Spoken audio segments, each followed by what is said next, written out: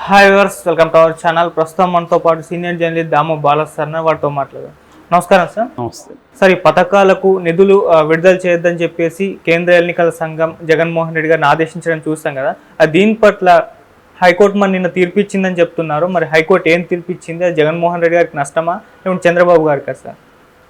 నిన్న మొన్న కూడా చెప్పుకున్నాం ఈ టాపిక్ మీద. ప్రధానంగా ఏంటంటే ఎప్పటి నుంచో 5 ఏళ్ళ నుంచి కంటిన్యూ అవుతున్న కొన్ని పథకాలు, విద్యా దీవెన, ఆసరా, తర్వాత రైతులకు ఇన్పుట్ సబ్సిడీ, ఈబీసీ నేస్తం, లా నేస్తం, ఇలాగ చాలా పథకాలు ఉన్నాయి. మొత్తంగా 14,165 కోట్లు దీన్ని ఇష్యూ చేయాలి.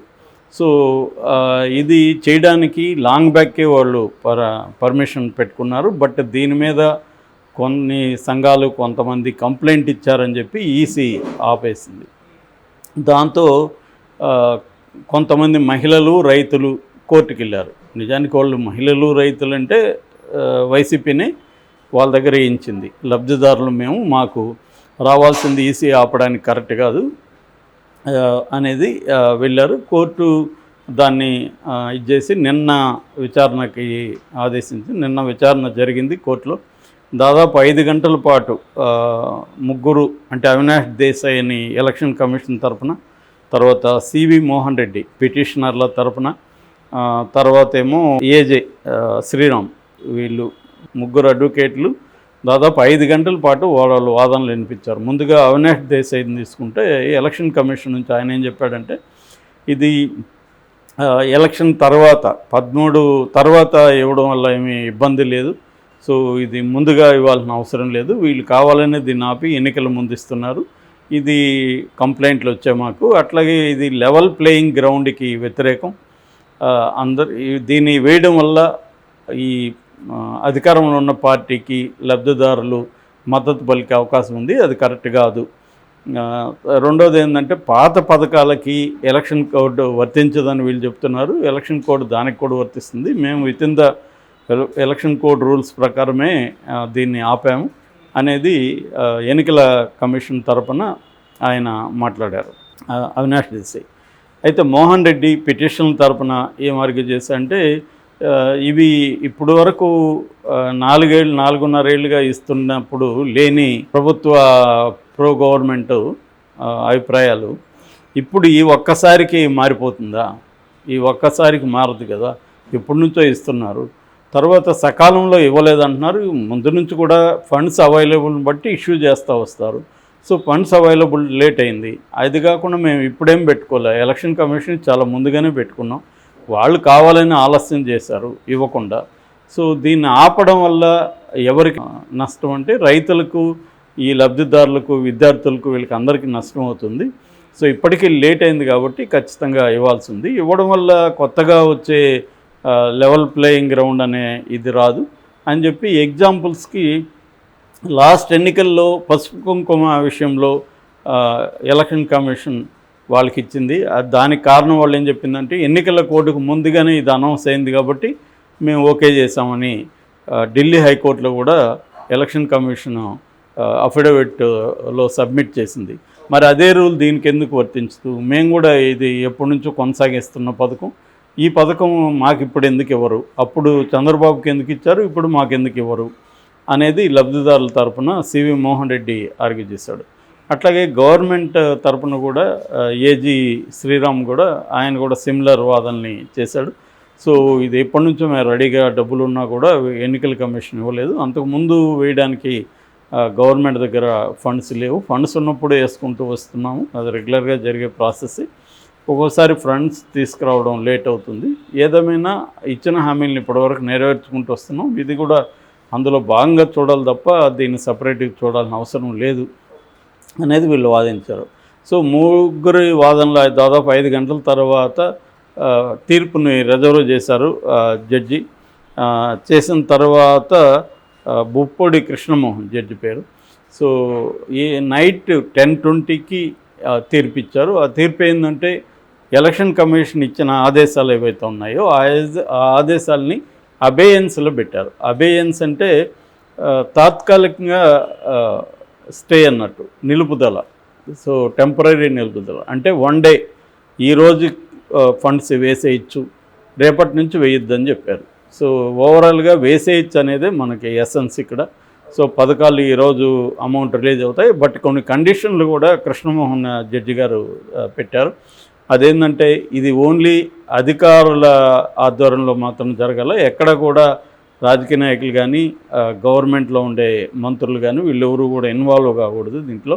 అంటే ఇంతకుముందులాగా జగన్మోహన్ రెడ్డి బటన్ నొక్కడం, దాని మీద మీటింగ్లు ఇవేవి ఉండకూడదు. అట్లాగే దీని మీద టీవీల్లో కానీ లేకపోతే సోషల్ మీడియాలో ఎక్కడ కూడా ప్రచారం అనేది చేయకూడదు. ఇది మేము గొప్ప, మేము ఏవో ఇచ్చాము చూడండి అని చెప్పడం అవన్నీ చేయకూడదు, సైలెంట్గా ఇవ్వాలి అనేది ప్రధానంగా కృష్ణమోహన్ చెప్పారు. సో ఒక రకంగా ఇది తెలుగుదేశానికి ఇబ్బంది కలిగించే అంశం, జగన్కి మేలు చేసే అంశం. ప్రచారం చేయొద్దన్నారు కానీ ఏం జరిగిందో అన్నీ రిపోర్ట్ చేస్తాయి. ఇప్పుడు మనం కూడా రిపోర్ట్ చేస్తున్నాం, విశ్లేషిస్తున్నాం. అట్లాగే ప్రతి పత్రిక ప్రతి నెగిటివ్గానో పాజిటివ్గానో మొత్తానికి ఈ విషయాన్ని తీసుకెళ్తాయి. తెలుగుదేశం మీడియా ఏమో ఇది కావాలని ఆపి ఇప్పుడు ఇస్తున్నాడు ఎలక్షన్ ముందు అనేది తెలుగుదేశం మీడియా చెప్తుంది. వీళ్ళేమో తెలుగుదేశం వాళ్ళు చంద్రబాబు దీన్ని ఆపించాడు, ఆల్రెడీ వాలంటరీ వ్యవస్థని దెబ్బకొట్టి ముసలి వాళ్ళ ప్రాణాలకి ప్రమాదం తీసుకొచ్చాడు, ఇప్పుడు ఈ పథకాలను కూడా ఆపేస్తున్నాడు. రేపు ఎన్నికల తర్వాత ఒకవేళ చంద్రబాబు ప్రభుత్వం వస్తే మీకు అసలు ఏ పథకాలు ఉండవు, సో పేదలకు వ్యతిరేకతను పెత్తందారు అన్న ఒక నెరేటివ్ని వైసీపీ కూడా తీసుకెళ్తుంది. సో కాబట్టి కోర్టు ఎన్ని చెప్పినా ఇవాళ మనం చూస్తున్నాం ఎలక్షన్ టైంలో ఏ కోర్టుని ఎవడు ఫాలో కావట్లే. వివేకానంద రెడ్డి టాపిక్ మాట్లాడొద్దంటే కూడా రోజు మాట్లాడుతున్నారుగా షర్మిల, సునీత, తెలుగుదేశం వాళ్ళందరూ. సో మాట్లాడని ఇదేం లేదు. కాబట్టి కోర్టులు ఆదేశాలు అనేవి పేదవాళ్ళకే కానీ పెద్దవాళ్ళకి పెద్దగా ఏమీ పనిచేయవని మనకి మరొకసారి ఎన్నికల టైంలో ప్రూవ్ అవుతుంది. అట్లాగే నోటీసులు ఇస్తున్నాయి ఎలక్షన్ కమిషన్, నోటీసులకు కూడా ఎవరు ఏమీ కేర్ చేయట్లేదు, మళ్ళీ అదే తిట్లు తిడుతున్నారు. చంద్రబాబుకి నోటీసులు ఇచ్చారు, మళ్ళీ ఆయన నిన్న కూడా జగన్ని బండబూతులు తిట్టాడు. జగన్ అంతే, ఎవరైనా ఇక్కడ ఏ నోటీసులకి భయపడట్లేదు. ఓన్లీ మన కేసీఆర్ విషయంలోనే ఆయన్ని 48 గంటలు సస్పెండ్ చేశారు.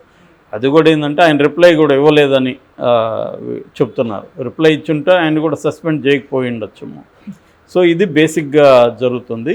సో ఏదేమైనా పథకాల నుంచి డబ్బులు వెళ్ళడం అనేది మంచి పని.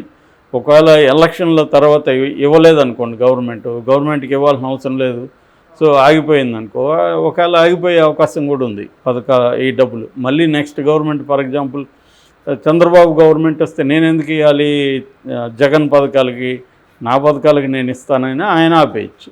ఆ రకంగా ఆ ఇబ్బందులన్నీ చూసే కోర్టు ఇష్యూ చేసినట్టుగా అర్థమవుతుంది మనకి. నేను నిన్న కూడా చెప్పాను, ఎలక్షన్ కమిషన్ కూడా ఫెయిర్గా పనిచేయట్లేదు. అవసరమైనప్పుడేమో ఫెయిర్ ప్లేయింగ్ గ్రౌండ్ అనే ఒక కాన్సెప్ట్ తీసుకొస్తుంది, లేనప్పుడేమో సైలెంట్గా ఉంటుంది. ఇప్పుడు మోడీ విపరీతంగా అనేక పర్సనల్ విషయాల్ని రాహుల్ గాంధీ కావచ్చు, కాంగ్రెస్ నాయకుల మీద చేస్తున్నాడు. వాళ్ళ మేనిఫెస్టోలో లేని అంశాలను కూడా వక్రీకరించి చెబుతున్నాడు. ఆయన మీద అనేక కంప్లైంట్లు ఇచ్చారు, ఇప్పటివరకు ఏ రకమైన చర్య తీసుకోలేదు.